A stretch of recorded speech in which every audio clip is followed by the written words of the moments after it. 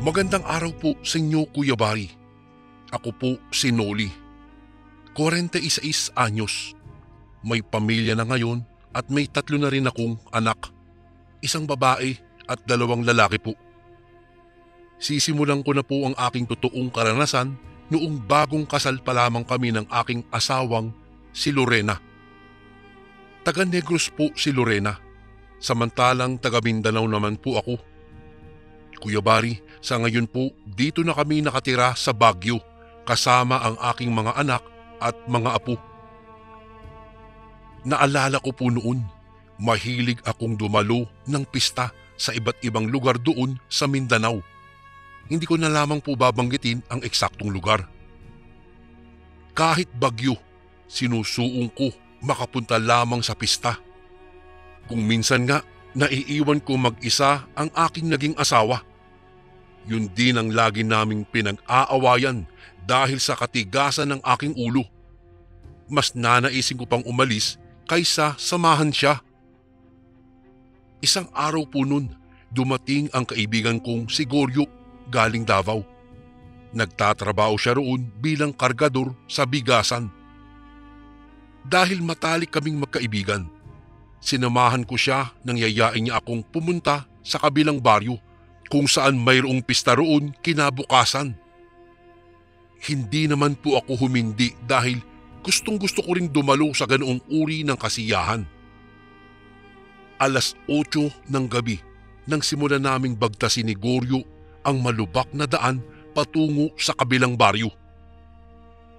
Maputik at makipot po ang daan. Hindi iniinda ng madilim na paligid, makarating lamang kami sa aming patutunguhan. Makaraan lamang ang mahabang oras. Rinig na namin ang ingay ng disco sa paligid, tanda na malapit na kami. Subalit sabay kaming napalingon ni Goryo nang makarinig kami ng kakaibang ingay na nagmumula sa aming likuran. Nagkatinginan kaming dalawa, sabay na palunok kami ng laway. Ilang sandali pa, biglang sumulpot sa harapan namin ang 2 naglalakihang baboy. Tumutulo pa ang laway ng mga iyon habang nakatingala sa amin. Hindi ko nga alam ang gagawin ng mga oras na iyon, Kuya Bari. Tila may nag-uudyok sa akin upang tumakbo, subalit hindi ko naman po ito magawa. Para akong kandila na nakatayo lamang at naghihintay itong sindihan. Abay, matatakutin po akong tao, Kuya Bari. Kahit nga mag-ihaw ng manok, hindi ko magawa dahil takot po ako sa dugo. Kulang na lang, pati anino ko ay takbuhan ko. Hanggang sa maramdaman kong tila gumagalaw ang katawan ko. Pumikit ako sa kahuminga ng malalim. Ilang sandali pa, pagdilat ko, mukha ni Goryo ang sumalubong sa akin. Dali-dali niya akong hinila palayo sa lugar na iyon. Nang mga panahong iyon, Kuya Bari, lampara lamang ang nagsisilbing tanglaw namin sa gitna ng daan dahil hindi pa po uso noon ang electricity. Hanggang sa makarating na nga kami sa disco. Napakaraming tao at ang saya-saya ng paligid. Nawala tuloy bigla ang aking kaba at takot kanina. Hanggang magsimula na kaming makipagsayaw sa mga babae doon. Ang dami nila, Kuya Bari. Hindi ako mapakali dahil hindi ako makapili kung sino ang sasayaw ko. Habang abala sa pagsasayaw, hindi ko napansin ang presensya ni Goryo sa aking tabi. Nagpalinga-linga ako. Hinanap siya ng aking mga mata, ngunit ni anino niya ay hindi ko siya makita talaga. Makaraan lamang ang ilang minuto. Tanaw kong papalapit sa kinatatayuan ko si Goryo na may kasamang 2 lalaki. Masaya po ang gabing iyon at doon ko na nakilala si Arcel at Joey. Masarap kasama yung 2 iyon, Kuya Bari. Kahit minsan tahimik si Joey ay nakikisabay naman sa tuwing may banat ang kaibigan kong si Goryo. Ang napansin ko lang kay Joey, madalas siyang yumuko, bagay na ipinagtaka ko. Si Arcel naman, madaldal ito. Pero gaya ni Joey, hindi siya diretsong tumingin. Gayunpaman, Ipinagwalang bahala ko na lamang iyon. Hanggang sa magkainuman na kami doon. Nakatatlong galon pa kami ng tuba bago nagkayayaang umuwi. Ang sadya sana naming sumayaw ay nakaligtaan na dahil sa bago naming kakilala. Dumating ang isang araw, hindi ko alam na nagdadalang tao na pala si Lorena. Hindi lamang niya sinabi ito sa akin. Nalaman ko na lamang na buntis siya nang sabihin sa akin ng aking kapatid. Madalas kasi daw siyang inuutusan ni Lorena na kumuha ng kamyas sa likurang bahagi ng aming bahay. Kung kaya't dahil doon, dumalang ang pag-alis ko ng bahay kahit ilang beses na akong kinukulit ni Goryo na umalis. Hindi na rin siya bumalik pa ng Davao mula noong umuwi siya sa amin. Magtatrabaho na lamang daw siya sa bukid kasama ang kanyang ama. Pabor sa aking asawa ang pagtambay ko sa bahay. Ngunit ang problema lamang ay parati niya akong inaaway sa tuwing hindi agad masusunod ang kanyang nais. Mahilig sa puto na gawa sa kamuting kahoy itong si Lorena. Maging ang kamyas namin ay ubos na ang bunga nito. Kahit nga gabi, inuutusan niya ako. Ngunit sa tuwing hindi ko kaagad nasusunod ang nais niya, ay pinapalais ba naman niya ako sa bahay? Minsan nga, panis na kanin ang pinapakain sa akin para magtanda daw ako. Ganun pa man, iniintindi ko pa rin ang aking asawa. Sabi kasi ng nanay ko, ganun daw talaga kapag ka naglilihi. Isang gabi, katapos na kaming maghapunan nang biglang sumama ang aking tiyan. Nagmamadali akong magtungo sa labas dahil hiwalay po ang palikuran sa bahay namin kaya kinakailangan ko pang lumakad ng ilang dipa patungo roon. Nang tuluyan ko nang marating ang palikuran, hindi ko maiwasang matakot dahil sa biglaang paghampas ng hanging panggabi sa aking balat. Tumayo ang balahibo ko sa batok, lalo pa at sumabay rin ang nakakabinging katahimikan sa paligid. Tanging kuliglig lamang ang siyang nagpaparamdam ng gabing iyon sa akin, Kuya Bari. Naisin ko mang bilisan ang aking kilos upang makapasok na sa bahay ay hindi ko rin magawa dahil lalo lamang sumama ang tiyan ko sa tuwing umiiri ako. Nag-aalboroto ang aking tiyan dahil sa kinain kong panis na kanin. Ay, napapailing na lamang ako kahit kating-kati na akong kumprontahin si Lorena. Ilang sandali pa, kumalma na rin ang aking tiyan. Tumayo na rin ako matapos maglinis, subalit natigilan ako nang makarinig ako ng mga kaluskos sa likurang bahagi ng palikuran. Dali-dali akong lumabas, subalit nahigit ko ang hininga ko nang mabungaran ko ang dalawang tao sa aking harapan. Tila may tinatakbuhan ang mga iyon. Kinusot-kusot ko pa ang dalawang mata ko nang mapagsino sila. Napagtanto kong si Arcel at Joey pala. May putik ang kanilang short at basang-basa rin sila ng pawis. Tinanong ko sila kung anong nangyari at kung bakit sila napadpad sa lugar namin ng ganoong oras. Si Joel po ang sumagot. May kamag-anak daw silang hinahanap. Naglayas daw ito. Nagbabaka sakali silang makita nila sa lugar namin ang kanilang hinahanap. Nang gabing iyon, Kuya Bari, pinatuloy ko sina Joel sa bahay namin. Pinagkape ko muna sila, ngunit hindi rin sila nagtagal dahil ipagpapatuloy pa raw nila ang kanilang paghahanap. Habang naglalakad kami palabas ng bahay, napansin kong tila balisa si Arcel. Malikot din ang kanyang mga mata.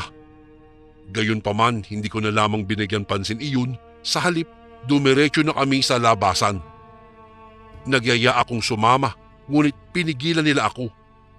Ani ni Arcel, mas kailangan daw ako ngayon ng aking asawa, bagay na ikinakulot ng aking noo. Huminga ako ng malalim bago bumalik sa aking pinanggalingan. Saktong pagbukas ko ng pintuan, rinig ko rin ang matinis na sigaw mula sa aming kwarto. Dahil doon, nabahala ako, kaya naman mabilis kong tinungo ang kinaroroonan ni Lorena. Ganun na lamang ang panlalaki ng aking mga mata nang makitang humandusay sa sahig si Lorena habang hawak-hawak niya ang kanyang tiyan. Namimilipit siya sa sakit habang nakapikit. Hindi ko naman alam ang gagawin ng mga oras na iyon dahil sa biglaang pangyayari. Hindi ko talaga batid kung anong nangyari sa aking asawa, gayong maayos naman siya buong araw. Natataranta akong lumapit sa kanya habang abala naman siya sa kasisigaw. Hanggang sa sumuka siya ng sumuka ng kanyang kinaing puto at kamyas. Saka lamang ako nakahinga ng maluwag nang tumigil siya sa kasusuka. Inalalayan ko siya pahiga sa katre saka lumabas na ng silid. Nagmamadali kasi akong mag-init ng tubig sa takuri. Noong matapos isalang ang takuri sa apoy, umupo ako sa bangkito ngunit naudlot iyon nang makarinig ako ng kaluskos sa likurang bahagi naman ng bahay. Nakikiramdam ako. Nagitla ako lalo pa at lumakas ng lumakas ang pagkaluskos. Nagsimula na rin akong kabahan kaya minabuti kong puntahan ang aking asawa sa aming silid. Mahimbing naman itong natutulog. Lumapit ako sa bintana upang siguraduhing nakasarado ito. Dumungaw na rin ako saka pinasadahan ng tingin ang buong paligid. Tahimik at madilim. Nang masigurong walang tao, nagpasya na akong isarado ito, ngunit bago ko pa man magawa iyon ay nahagip ng aking paningin ang isang nilalang na nakatayo sa malaking puno ng mangga. Kahit po medyo may kadiliman sa bahaging iyon, aninag ko pa rin ang itsura. Babae. Isang babae dahil mahaba ang buhok at may kurba ang katawan. Kinakabahan man, ngunit hindi ko na lamang ito pinagtuunan ng pansin. Kinabukasan, maaga pa lamang ay nagtungo na ako sa bahay ng aking ina. 5 bahay lang naman ang pagitan nila sa amin. Nais kong itanong sa kanya yung tungkol sa nakita kong nilalang ng gabing iyon. Batid kong hindi po normal ang nangyayari dahil simula ng gabing iyon, hindi na kami pinapatulog ng kaluskos sa likurang bahagi ng bahay. Madalas po kasing mag-ingay sa labas ng bahay namin sa tuwing madaling araw, lalong-lalo na kapag kabilugan ng buwan. Nabanggit sa akin ng aking ina na baka inaaswang daw si Lorena kaya siya nagsusuka. Inutusan niya akong magdikdik ng bawang at ilagay daw ito sa bulsa ni Lorena pati na rin sa pintuan at bintana na agad ko namang ginawa. Sinunod ko ang payo ng aking ina pero tila wala namang epekto. Bagkus magmula nun, napansin kong tila lalong naging bugnutin si Lorena. Walang araw o gabi na hindi niya ako sinasaktan. Pinagbababato ng kung ano-anong mga bagay na mahagip ng kanyang mga mata. Hanggang sa dumating na po ang puntong hindi na ako nakapagtimpi. Hapon iyon nang lumala ang alitan naming mag-asawa. Nang mga panahong iyon, Kuya Bari, hindi ako nakapagpigil at nasampal ko po siya. Sising-sisi naman ako matapos kong gawin iyon sa kanya. Dahil ni minsan, hindi kami tinuruan ng mga magulang namin na manakit ng babae. Ngunit huli na po nang humingi ako ng tawad dahil ng mga oras na iyon ay nag-alsabalutan ang aking asawa. Sa madaling salita, hiniwalayan niya ako. Hindi ko batid kung bakit hinayaan kong maglikpit ng mga gamit si Lorena. Tila nasiyahan pa nga ako lalo na nung lumabas siya ng bahay. Tila ba nakalaya ako ng mga panahong iyon, Kuya Bari? Hindi ko siya pinigilan pa sa kanyang nais. Bagkus, hinayaan ko lang siyang umuwi sa mga magulang niya noon sa Negros. Mura lang naman ang pamasahe noon. Humingi siya ng pera sa aking ina na agad naman siyang pinagbigyan. Ang paalam kasi ni Lorena, magbabakasyon lang daw siya ng ilang linggo sa kanila kaya pumayag si Mama. Ngunit hindi alam ng aking ina na nag-away kami ng aking asawa at walang kasiguruduhan na babalikan pa niya ako. Sa unang gabi na wala ang aking asawa sa amin, iyon din ang gabi na wala akong naririnig na anumang ingay mula sa labas ng bahay. Dahil doon, naisip kong baka siya talaga ang pakay ng mga nilalang na iyon. Subalit ng gabing iyon, hindi ko maipagkakailang hinahanap-hanap ko ang presensya ni Lorena. Ang amoy niya, ang boses niya, at kung papaano niya ako sinisigawan. Lahat ng iyon namimiss ko sa kanya. Kaya naman upang hindi ako tuluyang mabaliw sa kaiisip sa kanya, nilibang ko po ang aking sarili. Kinabukasan, pinuntahan ko si Goryo sa kanila. Niyaya ko siyang mag-inuman sa tindahan ni Aling Petra na puro tuba ang paninda. Suki niya rin ang lahat ng tao sa lugar namin. Bukod tanging siya lamang kasi ang mura kung magbenta. Mabait po si Aling Petra, Kuya Bari. Madalas nga lang siyang tahimik. Ngunit kilala rin siya sa lugar namin na isang manggagamot, lalo na kapag katungkol sa mga aswang, tikbalang at nuno sa punso. Tanghaling tapat nang magsimula kaming tumagay ni Goryo. Kahit ilang beses na kaming kinakantsawan ni Aling Petra, pinagkibit balikat lamang namin iyon. Hanggang sa may nabanggit siya na may 2 tao raw na pasilip-silip sa bahay namin. Tila nagmamatsyag daw ang mga iyon kung may tao o wala. Nang marinig ko ang katagang iyon, kinilabutan akong bigla. Napapalunok ako ng laway lalo na nang sabihin ni Aling Petra na masamang nilalang ang mga iyon. Hindi ka agad ako nakasagot. Nanatili lamang akong tahimik kahit paulit-ulit na akong lumalagok ng tuba. Kapag dakay, kinuha ko ang isang pirasong sigarilyo na nakapatong sa maliit na mesa saka ito sinindihan. Pakiramdam ko ng mga oras na iyon ay nagiginaw ako dahil sa pinaghalong kaba at takot. Natatakot ako kung ligtas bang nakauwi sa kanila si Lorena ng mga panahong iyon. Kuya Bari, lalong hindi ako matatahimik dahil mag-isa lamang siyang bumiyahe pauwi sa kanila. Saka pa lamang ako nakaramdam ng panghihinayang nang masinsinan akong kinausap ni Mama isang araw. Sinabi niya sa akin kung papaano pakikisamahan ang asawa. Mahalagang intindihin sila, lalo na kapag nagdadalang tao sila. Anya, hindi biro ang magbuntis. Matinding sakripisyo ang isaalang-alang makaligtas lamang sila sa bingit ng kamatayan kapag sila ay manganganak na. Doon ko palang napagtanto na hindi ko dapat hinayaang umuwi ang aking asawa at hinabaan ko pa sana ang aking pasensya. Ganun pa man, walang oras na hindi ko siya hinintay. Nagbabakasakali akong bumalik siya sa aking piling, subalit dumaan na lamang ang ilang buwan, ni anino niya ay hindi ko nasilayan. Tuluyan na nga niya akong iniwan. Dahil doon, wala na akong ibang inisip kung hindi umalis kami ni Goryo. Kung saan-saan na kami napadpad. Kung saan may kasiyahan, nandun kami. Nilibot na namin ang karatig lugar. Kung saan may pista, naroon din kaming 2.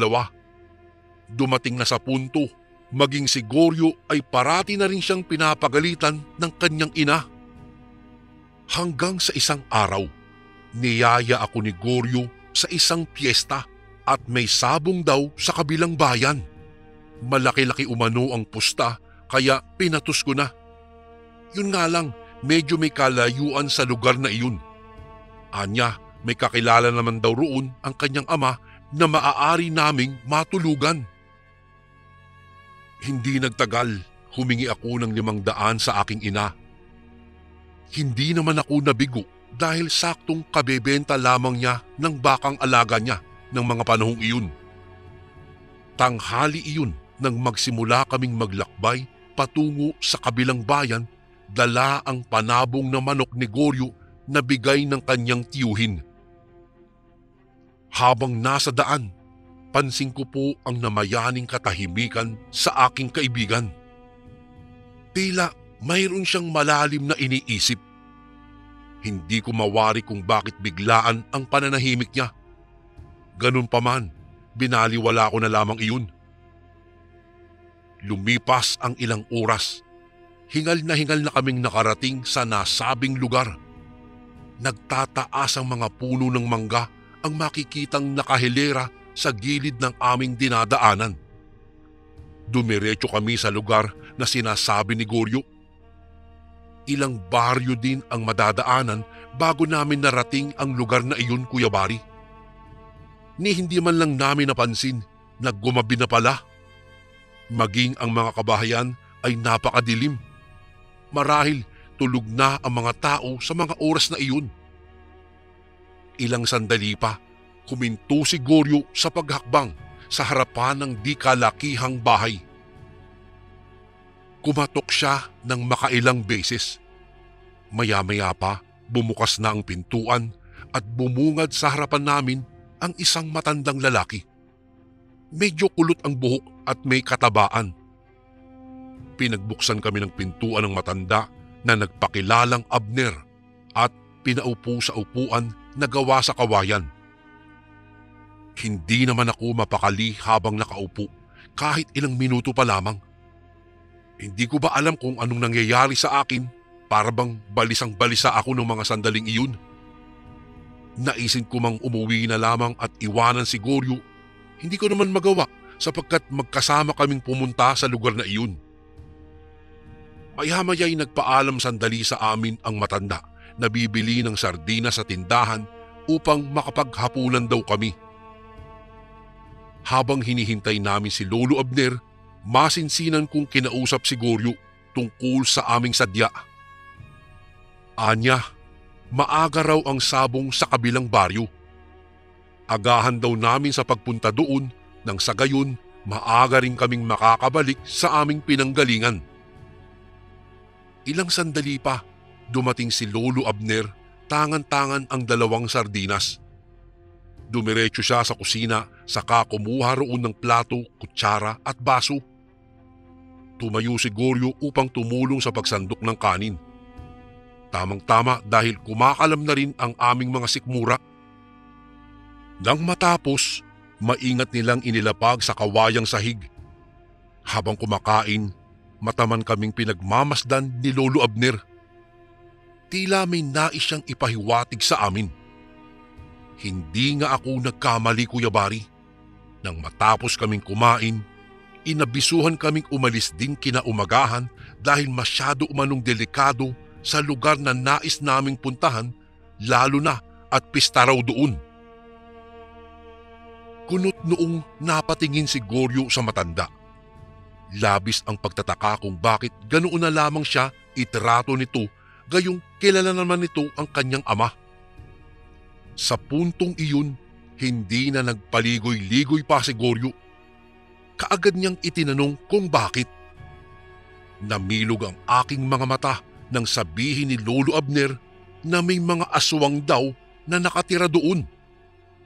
Sa halip na makinig, nagpupumilit umalis si Goryo kinabukasan. Maaga pa lamang ay nagpaalam na siya sa matanda na tutuloy sa dapat naming puntahan. Muli naman siyang pinigilan ni Lolo Abner, subalit masyado siyang mapilit. Matigas ang ulo, kaya naman ng mga panahong iyon, walang nagawa ang matanda kung hindi ang sumang-ayon na lamang. Bago tuluyang umalis, may inilagay si Lolo Abner sa aming mga bulsa. Hindi ko na lamang binigyang pansin ang bagay na iyon. Nang tuluyan na kaming nakalayo sa lugar na iyon, ramdam ko ang pananahimik ng aking kaibigan. Natitiyak kong dahil iyon sa sinabi ni Lolo Abner, kaya ganoon ang kanyang inasta. Napatingin ako sa suot kong relos. Saktong 9:00 na ng umaga nang tuluyan naming narating ang baryong pupuntahan namin. Nagkatinginan kami ni Goryo dahil taliwas sa inaasahan namin ang nadatnan namin doon. Mabuti pa yung lamay may tao, pero ang pista na sinasabi ni Lolo Abner tila nasa bundok. Napakatahimik po ng lugar, Kuya Bari. Hinahanap namin kung nasaan yung sabungan. Di ba, Kuya Bari, pag sabungan maririnig mong maraming tao ang nagsisigawan. Pero dito, wala. Gayunpaman, nagpatuloy pa rin kami. Nagbabaka sakaling may makita kaming tao. Hindi naman kami nabigo dahil may nakasalubong kaming matandang babae. Nakatungkod siya habang may pasan-pasan na kung ano sa kanyang balikat. Tinitigan ko iyon ng maayos. Kumunot ang aking noo nang mapagtantong sako ito. Hindi ko lamang batid kung ano nga ang laman nun. Matalim ang titig na ipinukol niya sa amin. Nagpalinga-linga ako sa paligid at wala na akong makitang tao maliban sa matandang nakasalubong namin kanina. Malayo-layo na rin ang distansya namin sa kanya nang biglang sumuka ng dugo si Goryo. Nataranta akong napahawak sa balikat ni Goryo nang sumuka siya ng sumuka hanggang sa mabitiwan niya ang hawak niyang manok. Sapu-sapu niya ang tiyan habang walang patid ang pagsusuka ng dugo. Hinanap ng aking mga mata ang matanda, ngunit ni anino niya ay hindi ko na nakita. Naalarma ako nang tuluyan ng natumba si Goryo sa lupa.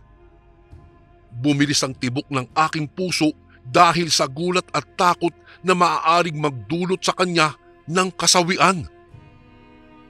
Mabilis ang ginawa kong hakbang upang alalayan ang aking kaibigan. Pinatayo ko siya saka nagmamadaling hinila patungo sa gilid kung saan may malaking puno ng mangga. Nang mga oras na iyon, nagmistulan akong baliw dahil di ko na alam ang gagawin sa kasama kong patuloy pa rin sa pagsuka ng dugo. Hinawakan ko ang magkabila niyang balikat at kalaunay tinapik-tapik.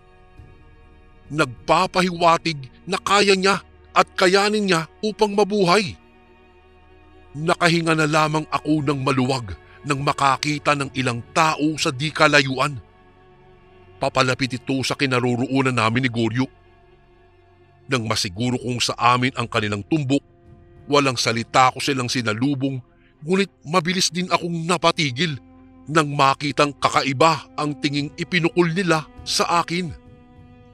Matalim at pailalim ang bawat tinging ibinabato nila sa akin. Napako ang aking paningin sa isang babaeng titig na titig sa akin. Tila pamilyar sa akin ang babae.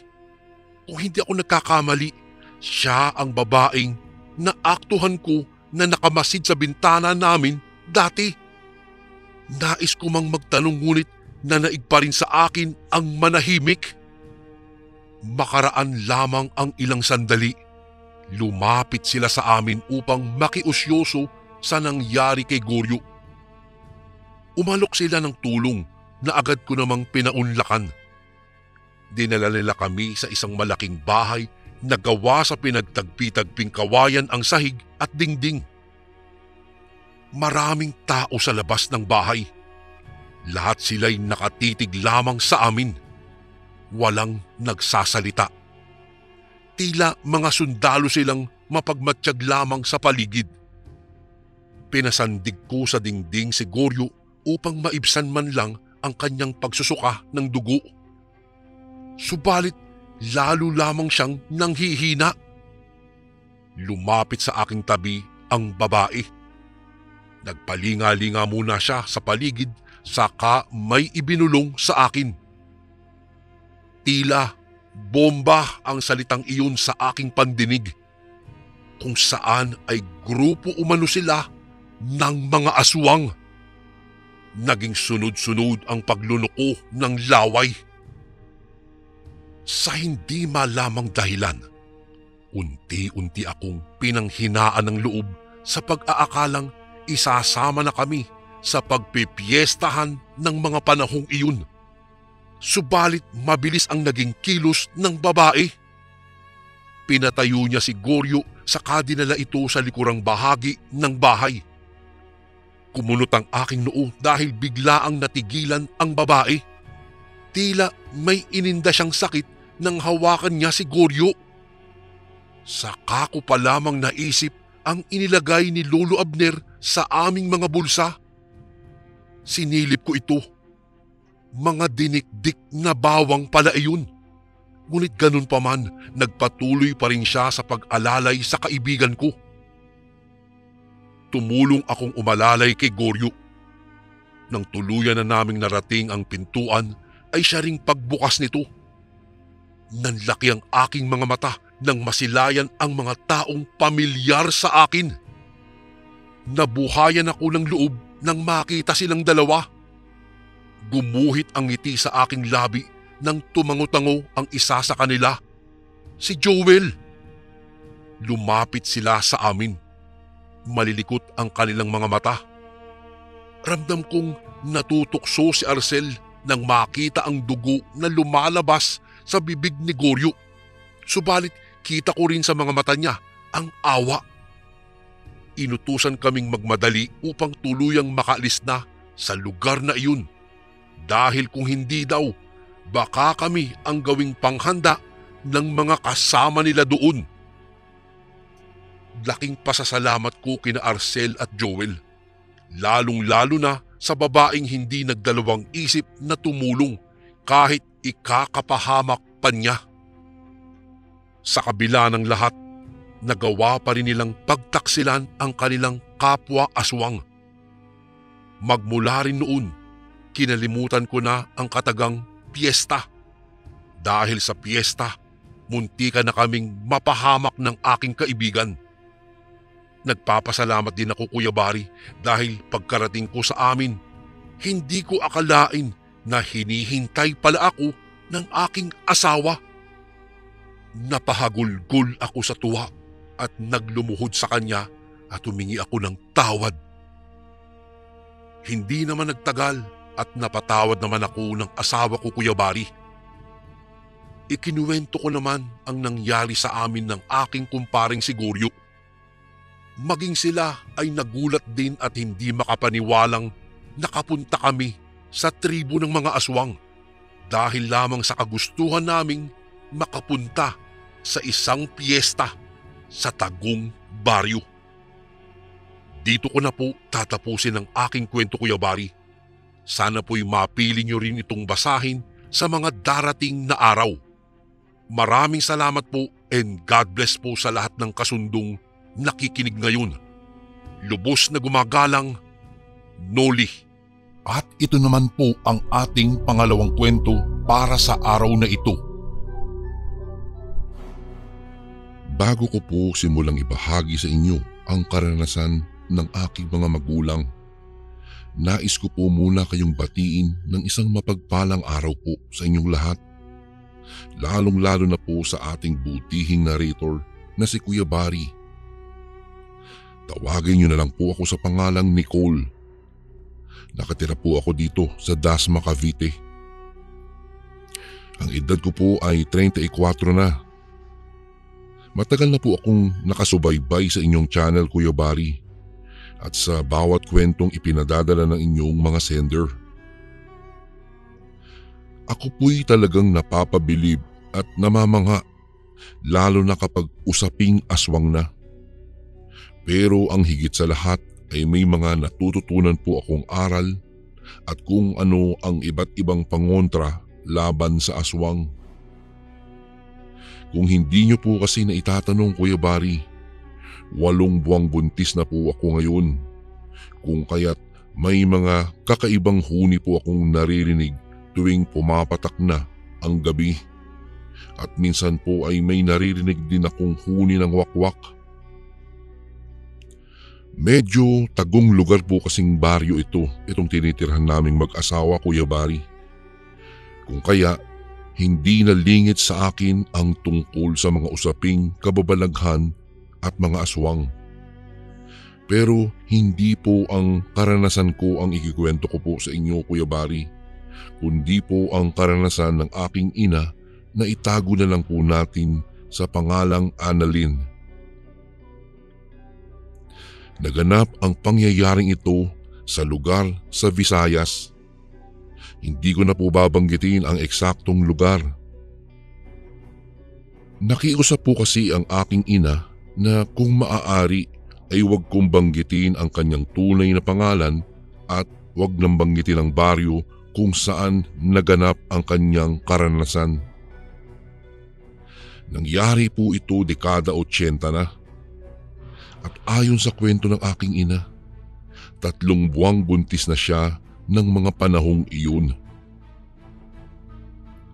At fiesta di umano sa liblib na baryo ng araw na iyon kung saan nakatira ang iba pang naming mga kamag-anak.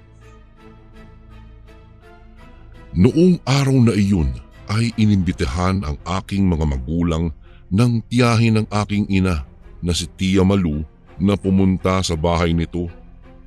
Dahil daw marami umanong handa ang kanyang tiyahin at kakaunti lang naman ang kanilang bisita. At isa pa po ay dahil sa paboritong pamangkin ni Tia Malu ang aking ina. Hindi naman nag-atubiling pumunta ang aking mga magulang sa liblib na baryong iyon. Dahil halos lahat naman ay kakilala nila at masasabi niyang napakabait ng mga nakatira doon. Noong daroroon na sila ay agad na nawala ang pagod ng aking ina sa mahabang lakaran nila dahil sa napakaraming masasarap na pagkaing nakahanda at nakahain sa lamesa at sinadya ring lutuin ng kanyang Tia Malu ang paboritong pagkain ng aking ina. Wow! Wow naman, Tia. Ang sasarap naman ng mga pagkain dito. At saka nagluto pa po talaga kayo ng paborito kong pagkain. Namamanghang wika ng aking ina. Ay naku, alam mo namang ikaw ang paborito kong pamangkin. Kaya hayan, talagang sinadya kong lutuan ka ng paborito mong pagkain. Tugon ni Tia Malu. O siya, kumain na kayo at huwag nang mahiya. Maya-maya nga pala may ihahain pa akong pagkain. Dagdag na wika nito. Agad namang kumain ang aking mga magulang. Nang matapos na silang kumain ay nagpaalam sandali ang aking ina na may bibilihin lang siya sa may tindahan.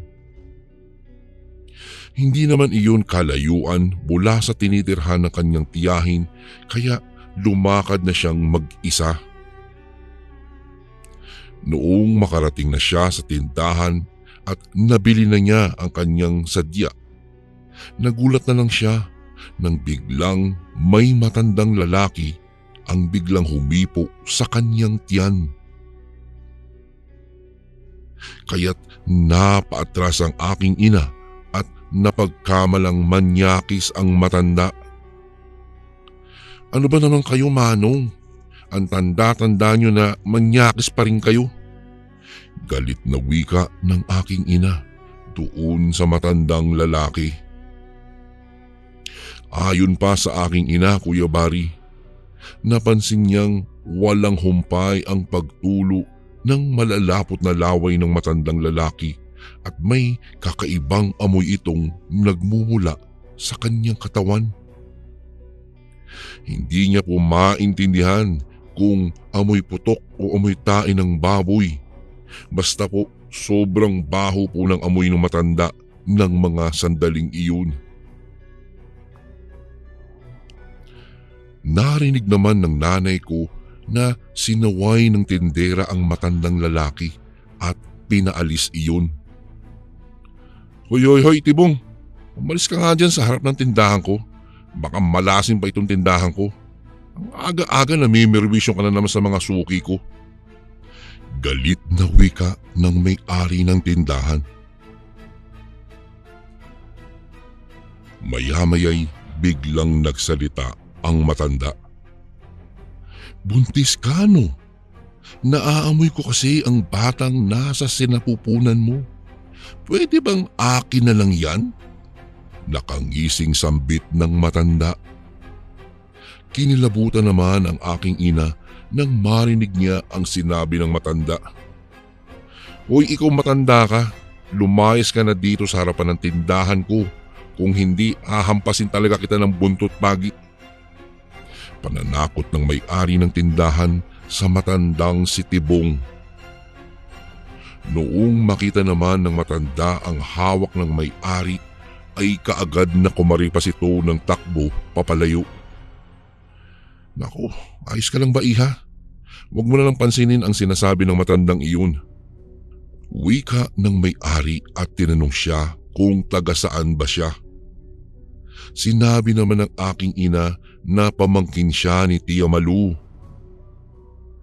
Ay, ganun ba? Diyan ba kayo matutulog sa bahay ni Malu? Naku iha, mag-iingat ka ha. Lalo na yung dinadala mong sanggol, ingatan mo yan. Dahil yung nakita mo kanina, yung si Tibong, bantog na aswang kasi iyon dito sa amin. Kaya hanggat maaari ay huwag ka nang lumabas ng bahay kapag sumapit na ang gabi. Paliwanag ng may-ari ng tindahan. Kinabahan man ang aking ina dahil sa kanyang nalaman ay tumango na lang siya sa sinabi ng may-ari ng tindahan. At nagpaalam na dito na babalik na siya sa bahay ng kanyang tiyahin.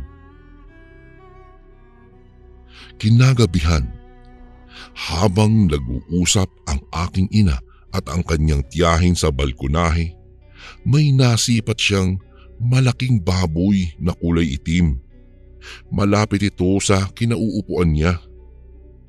Hindi na lang niya iyon pinansin dahil normal lang naman ang mga ganoon kapag nasa probinsya ka. Marami ka talaga makikitang mga baboy sa bakuran na hindi nakatali. Noong unang panahon daw po kasi, sabi ng aking ina, kahit na pumapasok pa yung baboy ng mga kapitbahay sa mga bakuran ng ibang bahay, ay hindi iyon pinakikialaman ng mga taga-baryo o kaya ay nanakawin ng ibang tao.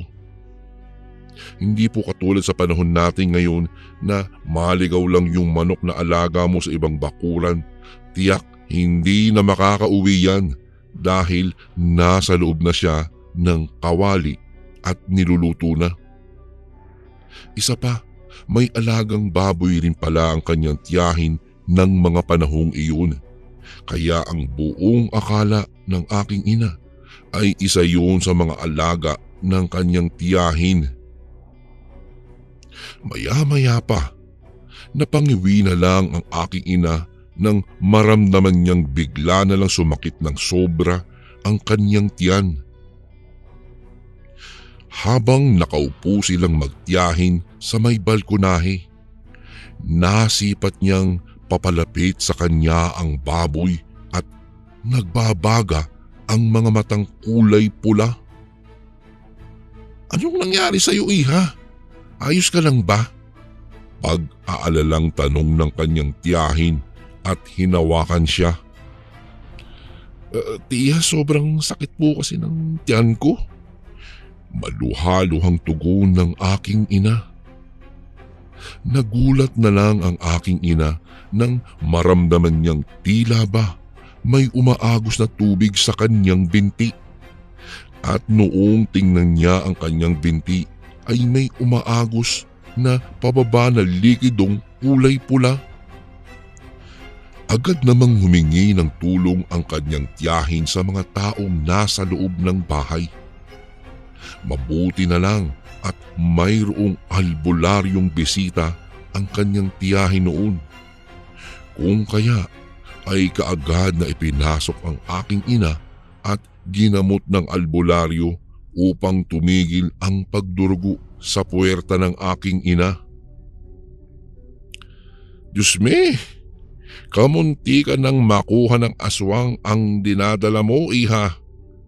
Wika ng albularyo habang inuusalan siya ng orasyon at iniihip sa kaniyang tiyan. Tapos ay nilagyan ng langis ng albularyo ang tiyan ng aking ina.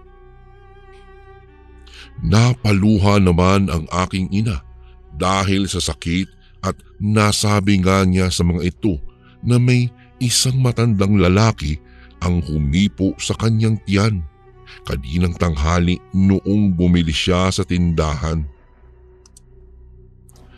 Binanggit niya rin ang pangalan ng matandang lalaki na humipo sa kanyang tiyan. Kaya galit na galit ang kanyang tiyahin at pinagmumura ang aswang na si Tibong. Lintik na Tibong yan. Pati pamangking ko dadalhin niya. Naku, makikita mo Tibong ka. Bukas na bukas pupuntahan kita dyan sa bahay mo. Galit na wika ng kanyang tiyahin. Maya-maya pa, habang patuloy na ginagamot pa rin ng albularyo ang aking ina, mayroong narinig silang huni ng wakwak na nasa labas ng bahay. Kaya naman, kaagad na binuksan ng albularyo ang kanyang bag at nakita umano ng aking ina na may kinuwang buntot ng pagi ang albularyo. Tumigil na ang pagdurugo, iha, kaya magpahinga ka muna dyan. At yung aswang naman na gumagawa ng kawalangyahan sa iyo ang haharapin ko. Pagkatapos magsalita ng albularyo ay agad na lumabas ito ng bahay. Narinig na lang nila na tila ba may karambulan ang albularyo at makalipas ang halos kalahating oras ay bumalik na ito sa loob ng bahay.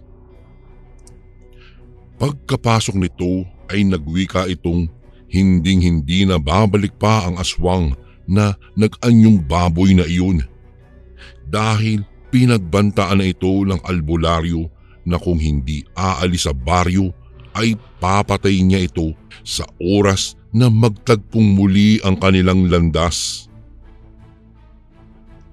Magmula po noon, Kuya Bari, hindi na natagpuan pa si Tibong. Tuluyang niyang nilisan ang baryo dahil sa banta ng albularyo. At hindi nga nagtagal ay nanganak na rin ang aking ina. Hindi na siya muling pinaranasan pa ng aswang. Magpasa hanggang ngayon ay hindi talaga malilimot ng aking ina ang kanyang naranasan doon sa liblib na baryo kung saan nagkaroon ng fiesta. Hanggang dito na lang po ang aking kwento, Kuya Bari. Maraming salamat po. Gumagalang, Nicole. And again, maraming salamat po mga kasundo. Don't forget to subscribe and i-click nyo lang po yung bell na button para updated po kayo sa mga upcoming videos namin na paparating. Maraming salamat po ulit. God bless and ingat po lagi dyan. Ito po si Kuya Bari at ako ang sundo.